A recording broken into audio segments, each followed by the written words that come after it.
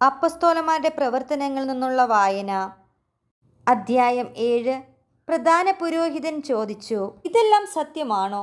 അവൻ പ്രതിവചിച്ചു, സഹോദരന്മാരെ, പിതാക്കന്മാരെ, കേട്ടുകൊള്ളുവിൻ. നമ്മുടെ പിതാവായ അബ്രാഹാം ഹാരാനിൽ താമസിക്കുന്നതിനു മുമ്പ് മെസൊപ്പൊട്ടാമിയയിലായിരിക്കുമ്പോൾ മഹത്വത്തിൻ്റെ ദൈവം അവന് പ്രത്യക്ഷനായി അവനോട് പറഞ്ഞു, നിന്റെ നാട്ടിൽ നിന്നും ബന്ധുക്കളിൽ നിന്നും നീ പുറപ്പെട്ട് ഞാൻ കാണിച്ചു തരുന്ന ദേശത്തേക്ക് പോവുക. അവൻ കൽദായി ദേശത്തു നിന്ന് പുറപ്പെട്ട് ഹാരാനിൽ താമസമാക്കി. പിതാവിൻ്റെ മരണത്തിന് ശേഷം അവിടെ നിന്ന് നിങ്ങളിപ്പോൾ വസിക്കുന്ന ഈ ദേശത്തേക്ക് ദൈവം അവനെ കൊണ്ടുവന്നു. എങ്കിലും അവിടുന്ന് അവന് ഒരു അവകാശവും ഒരടിസ്ഥലം പോലും കൊടുത്തില്ല. എന്നാൽ ഈ ദേശം അവനും പിൻതലമുറയ്ക്കും അവകാശമായി നൽകുമെന്ന് അവന് സന്താനമില്ലാതിരിക്കുമ്പോൾ തന്നെ അവിടുന്ന് വാഗ്ദാനം ചെയ്തു.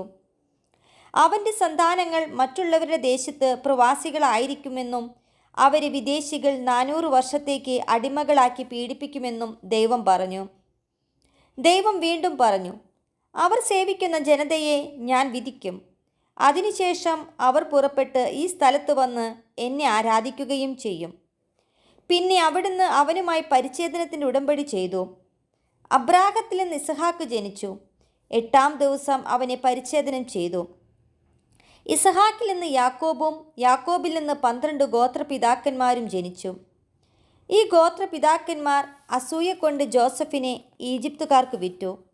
എന്നാൽ ദൈവം അവനോട് കൂടി ഉണ്ടായിരുന്നു. അവിടുന്ന് അവനെ എല്ലാ ദുരിതങ്ങളിൽ നിന്ന് സംരക്ഷിച്ചു. ഈജിപ്തിലെ രാജാവായ ഫറവോയുടെ മുമ്പിൽ അവനെ സമ്മതനും ജ്ഞാനിയുമാക്കി. രാജാവ് അവനെ ഈജിപ്തിൻ്റെയും തൻ്റെ ഭവനം മുഴുവൻ്റെയും മേൽ ഭരണാധികാരിയായി നിയമിച്ചു. അങ്ങനെയിരിക്കെ ഈജിപ്തിലും കാനാനിലും ക്ഷാമവും വലിയ കഷ്ടതയും ഉണ്ടായി.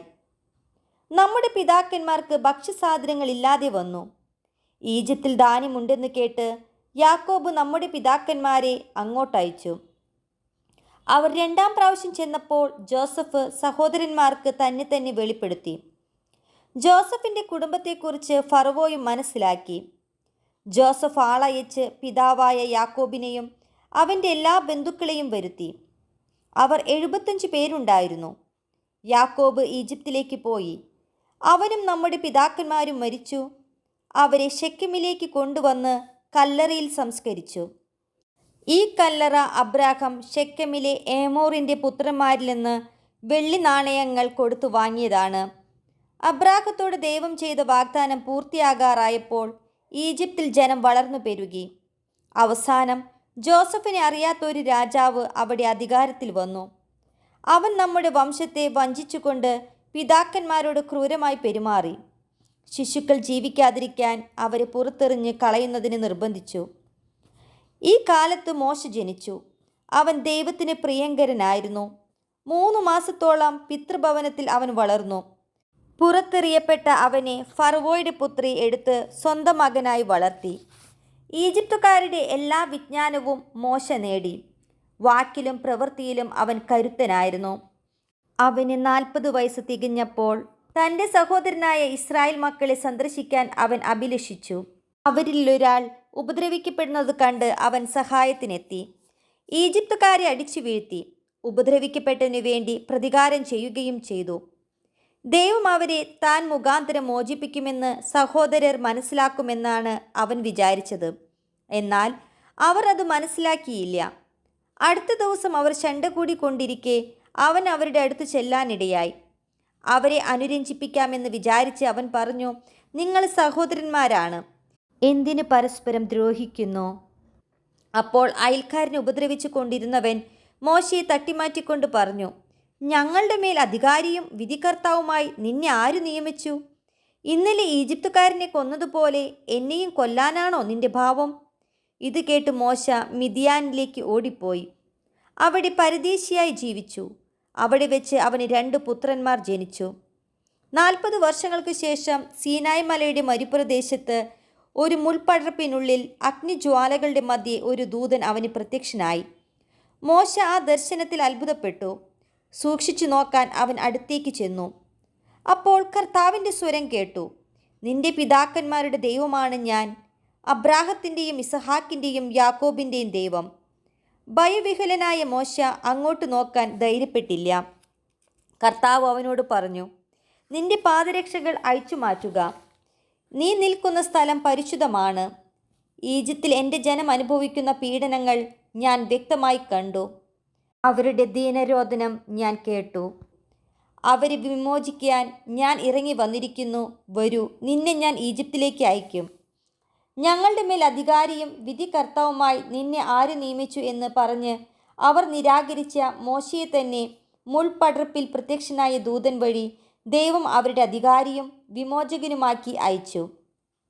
ഈജിപ്തിലും ചെങ്കടലിലും 40 വർഷം മരുഭൂമിയിലും അത്ഭുതങ്ങളും അടയാളങ്ങളും പ്രവർത്തിച്ചുകൊണ്ട് അവൻ അവരെ നയിച്ചു. ദൈവം നിങ്ങളുടെ സഹോദരിൽ നിന്ന് എന്നെപ്പോലെ ഒരു പ്രവാചകനെ നിങ്ങൾക്കായി ഉയർത്തുമെന്ന് ഇസ്രായേൽ മക്കളോട് പ്രഖ്യാപിച്ചത് ഈ മോശയാണ്.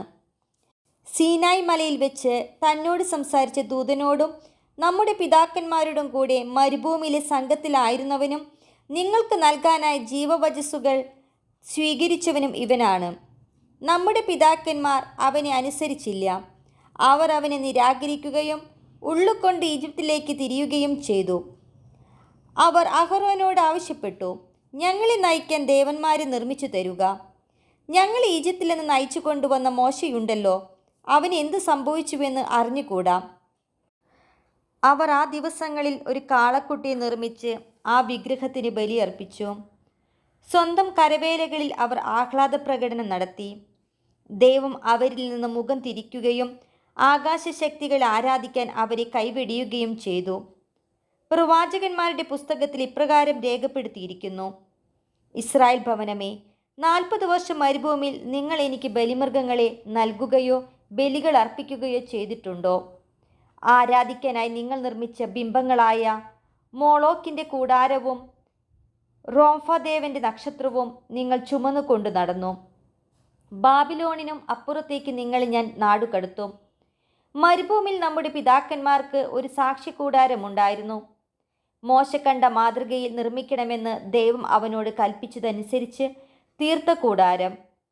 തങ്ങളുടെ മുമ്പിൽ നിന്ന് ദൈവം ബഹിഷ്കരിച്ച വിജാതിരുടെ ഭൂമിയിലേക്ക് നമ്മുടെ പിതാക്കന്മാർ ജോഷയുമൊത്ത് പ്രവേശിച്ചപ്പോൾ അത് കൂടെ കൊണ്ടുപോന്നു.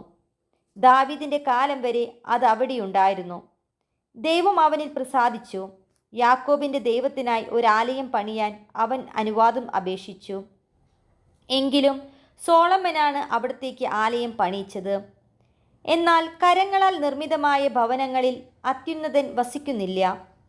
പ്രവാചകൻ ഇപ്രകാരം പറയുന്നു: സ്വർഗം എൻ്റെ സിംഹാസനം, ഭൂമി എൻ്റെ പാദപീഠവും. കർത്താവ് അരുളി ചെയ്യുന്നു: ഏതുതരം ഭവനം നിങ്ങൾ എനിക്ക് വേണ്ടി നിർമ്മിക്കും? ഏതാണ് എൻ്റെ വിശ്രമസ്ഥലം? ഇവയെല്ലാം എൻ്റെ കരവേലകൾ തന്നെയല്ലേ? മർക്കടമുഷ്ടിക്കാരെ, ഹൃദയത്തിലും കാതുകളിലും അപരിച്ഛേദിതരെ, നിങ്ങൾ എല്ലായ്പ്പോഴും പരിശുദ്ധാത്മാവിനോട് മല്ലടിക്കുന്നു. നിങ്ങളുടെ പിതാക്കന്മാരെ പോലെ തന്നെയാണ് നിങ്ങളും.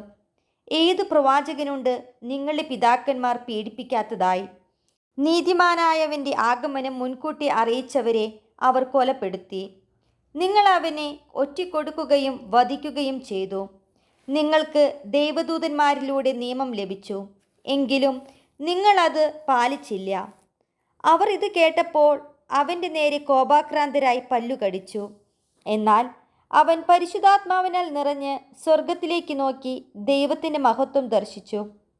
ദൈവത്തിൻ്റെ വലതുഭാഗത്ത് യേശു നിൽക്കുന്നതും കണ്ടു. അവൻ പറഞ്ഞു, ഇതാ, സ്വർഗം തുറന്നിരിക്കുന്നതും മനുഷ്യപുത്രൻ ദൈവത്തിൻ്റെ വലതുഭാഗത്ത് നിൽക്കുന്നതും ഞാൻ കാണുന്നു.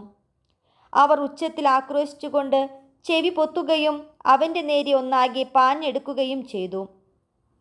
അവർ അവനെ നഗരത്തിന് പുറത്താക്കി കല്ലെറിഞ്ഞു.